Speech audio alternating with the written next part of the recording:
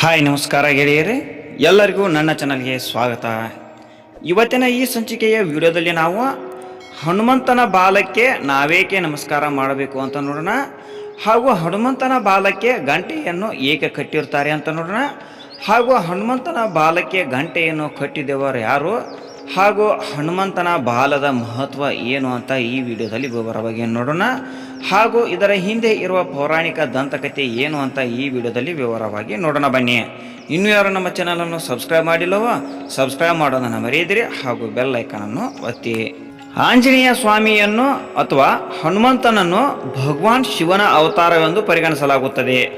ಹನುಮಂತನ ಬಾಲಕ್ಕೆ ನಮಸ್ಕಾರ ಮಾಡುವುದನ್ನು ಹಾಗೂ ಅವನ ಬಾಲದ ತುದಿಯಲ್ಲಿ ಗಂಟೆ ಇರುವುದನ್ನು ನೀವು ಗಮನಿಸಿರಬಹುದು. ಆದರೆ ಹನುಮಂತನ ಬಾಲಕ್ಕೆ ನಮಸ್ಕಾರವನ್ನು ಏಕೆ ಮಾಡಬೇಕು ಗೊತ್ತಾ? ಹನುಮಂತನ ಬಾಲಕ್ಕೆ ಗಂಟೆಯನ್ನು ಯಾಕೆ ಕಟ್ಟಲಾಗಿದೆ?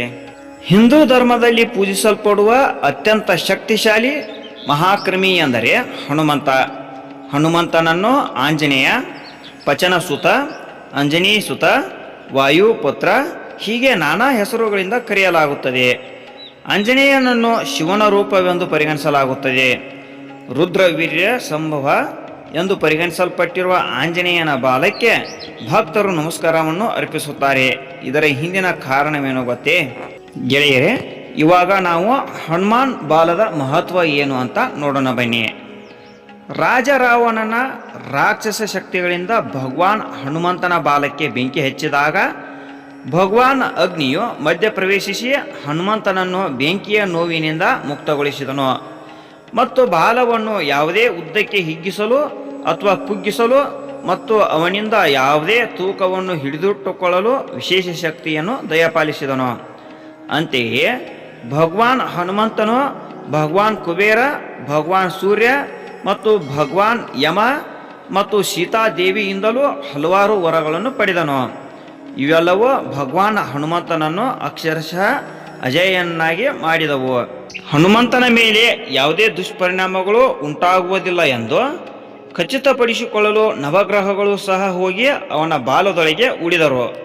ಹೀಗೆ ಭಗವಾನ್ ಹನುಮಂತನ ಬಾಲವು ವಿವಿಧ ದೈವಿಕ ಶಕ್ತಿಗಳಿಂದ ನೀಡಲ್ಪಟ್ಟ ಎಲ್ಲ ಶಕ್ತಿಗಳಿಂದ ಬೇರ್ಪಡಿಸಲ್ಪಟ್ಟಿತು ಮತ್ತು ಅವನ ದೇಹದಲ್ಲಿನ ಅತ್ಯಂತ ಶಕ್ತಿಯುತವಾದ ಅಂಗವಾಗಿ ಪೂಜೆಯಲ್ಲಿ ಹೆಚ್ಚಿನ ಮಹತ್ವವನ್ನು ಪಡೆದುಕೊಂಡಿತು. ಗೆಳೆಯರೇ, ಪೌರಾಣಿಕ ಕಥೆಯ ಪ್ರಕಾರ ಈಶ್ವರನು ಭಗವಾನ್ ಆಂಜನೇಯನಾಗಿ ಅವತರಿಸಿದಾಗ ಪವಿತ್ರ ಜಗದಂಬಾ ದೇವತೆ ಪಾರ್ವತಿ ತನ್ನ ಶಕ್ತಿಯನ್ನು ಆಂಜನೇಯನ ಬಾಲದಲ್ಲಿ ಉಳಿಸಿಕೊಂಡಳು.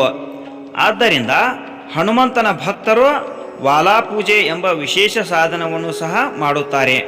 ಭಕ್ತರು ಆಂಜನೇಯ ದೇವರ ಚಿತ್ರಗಳನ್ನು ಸಂಗ್ರಹಿಸಿ 24 ದಿನಗಳ ಕಾಲ ಬಾಲಭಾಗಕ್ಕೆ ಪೂಜೆ ಮಾಡುತ್ತಾರೆ. ಪ್ರತಿದಿನ ಅವರು ಪ್ರತಿ ಮಂತ್ರಕ್ಕೆ ಒಂದು ಹನಿ ಸಿಂಧೂರವನ್ನು ಹನುಮಂತನ ಬಾಲಕ್ಕೆ ಹಚ್ಚುವ ಮೂಲಕ ಮಹಾಮಂತ್ರವನ್ನು ಜಪಿಸುತ್ತಾರೆ. ಈ ಆಚರಣೆಯಿಂದ ಭಕ್ತರು ದೇವಿಯ ಅನುಗ್ರಹಕ್ಕೆ ಪಾತ್ರರಾಗುತ್ತಾರೆ ಎಂಬ ನಂಬಿಕೆ ಇದೆ. ಈ ಪೂಜೆಯನ್ನು ಹನುಮತ್ ವಾಲಾ ಪೂಜೆ ಎಂದು ಕರೆಯಲಾಗುತ್ತದೆ.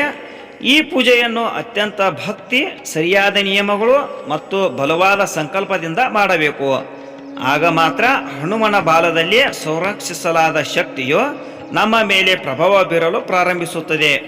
ಗೆಳೆಯರೇ, ಇವಾಗ ನಾವು ಹನುಮಂತನ ಬಾಲದಲ್ಲಿ ಗಂಟೆಯನ್ನು ಏಕೆ ಕಟ್ಟಿರುತ್ತಾರೆ ಹಾಗೂ ಯಾರು ಕಟ್ಟಿರುತ್ತಾರೆ ಅಂತ ನೋಡೋಣ ಬನ್ನಿ. ಜನಪದ ಕಥೆಯ ಪ್ರಕಾರ ಭಗವಾನ್ ರಾಮನ ವೇಷದಲ್ಲಿದ್ದ ಭಗವಾನ್ ಮಹಾವಿಷ್ಣುವು ನಿಜವಾದ ರೂಪದಲ್ಲಿ ಹನುಮನ ಮುಂದೆ ಕಾಣಿಸಿಕೊಂಡು ತನ್ನ ಎಲ್ಲ ಶಕ್ತಿಯನ್ನು ಸಣ್ಣ ಗಂಟೆಯಾಗಿ ವರ್ಗಾಯಿಸಿ ಮತ್ತು ಅದನ್ನು ಹನುಮನ ಬಾಲದ ತುದಿಗೆ ಕಟ್ಟುವಂತೆ ಸಲಹೆ ನೀಡಿದನು. ಭಗವಾನ್ ಹನುಮಂತನು ತನ್ನ ಬಾಲದಲ್ಲಿ ಕಟ್ಟಿರುವ ಗಂಟೆಯನ್ನು ಬಾರಿಸಬಹುದು ಮತ್ತು ಅವನನ್ನು ಪ್ರಾರ್ಥಿಸಬಹುದು. ಗಂಟೆಯ ಶಬ್ದವು ಎಷ್ಟು ಮಧುರವಾಗಿರುತ್ತದೆ ಎಂದರೆ ಅದು ಭಗವಾನ್ ರಾಮನ ನಾಮದ ಪಠಣಕ್ಕೆ ಹೊಂದಿಕೆಯಾಗುತ್ತದೆ ಮತ್ತು ಭಗವಾನ್ ಹನುಮಂತನಿಗೆ ತೊಂದರೆಯಾಗದಂತೆ ಆತನನ್ನು ಕಾಪಾಡುತ್ತದೆ. ಬಹುಶಃ ಗೆಳೆಯರೇ, ದೇವರ ಆಶೀರ್ವಾದವನ್ನು ಕೋರಲು ದೇವಾಲಯದಲ್ಲಿ ಗಂಟೆಯನ್ನು ಬಾರಿಸುವುದು ಈ ಕಥೆಯ ಆಧಾರದ ಮೇಲೆ ಮಾತ್ರ ಪ್ರಾರಂಭವಾಯಿತು. ಏಕೆಂದರೆ ಈ ಘಟನೆಗೆ ಮೊದಲು ಯಾವುದೇ ಪುರಾಣ ಗ್ರಂಥಗಳು ಯಾವುದೇ ರೀತಿಯ ಗಂಟೆಯನ್ನು ದೇವರ ಕೃಪೆಗಾಗಿ ಬಳಸಲಾಗಿದೆ ಎಂದು ಉಲ್ಲೇಖಿಸಿಲ್ಲ. ಬಾಲಕ್ಕೆ ಕಟ್ಟಿರುವ ಗಂಟೆಯನ್ನು ಬಾರಿಸಿದಾಗ ಭಗವಾನ್ ಹನುಮಂತನು ತನ್ನ ಕಣ್ಣುಗಳನ್ನು ತೆರೆದು ಅವರು ಬಯಸಿದ ವರವನ್ನು ನೀಡಿ ಅವರನ್ನು ಗೌರವಿಸಬೇಕೆಂದು ಸಲಹೆ ನೀಡಿದರು. ಶಾಪಗಳು ಮತ್ತು ಇತರ ದುಷ್ಟಕೃತ್ಯಗಳಿಂದ ಉಂಟಾಗುವ ದುಷ್ಪರಿಣಾಮಗಳಿಂದ ಹನುಮಂತನನ್ನು ರಕ್ಷಿಸುತ್ತಾನೆ ಎನ್ನುವ ನಂಬಿಕೆ ಇದೆ. ಗೆಳೆಯರೇ, ನಿಮಗೆ ಈ ವಿಡಿಯೋ ಇಷ್ಟವಾಗಿದ್ದರೆ ಲೈಕ್ ಮಾಡಿ ಹಾಗೂ ಇತರರಿಗೂ ಶೇರ್ ಮಾಡಿ. ಇನ್ನೂ ಇಂತಹ ಉಪಯುಕ್ತ ವಿಡಿಯೋಗಳಿಗಾಗಿ ನಮ್ಮ ಚಾನಲನ್ನು ಸಬ್ಸ್ಕ್ರೈಬ್ ಮಾಡಿ ಹಾಗೂ ಬೆಲ್ ಐಕಾನನ್ನು ಒತ್ತಿ. ಇನ್ನು ಮುಂದಿನ ಸಂಚಿಕೆಯ ವಿಡಿಯೋದಲ್ಲಿ ನಾವು ಹನುಮಂತನ ಇನ್ನೊಂದು ಪೌರಾಣಿಕ ಕಥೆಯೊಂದಿಗೆ ಬರೋಣ. ಎಲ್ಲರಿಗೂ ಧನ್ಯವಾದಗಳು.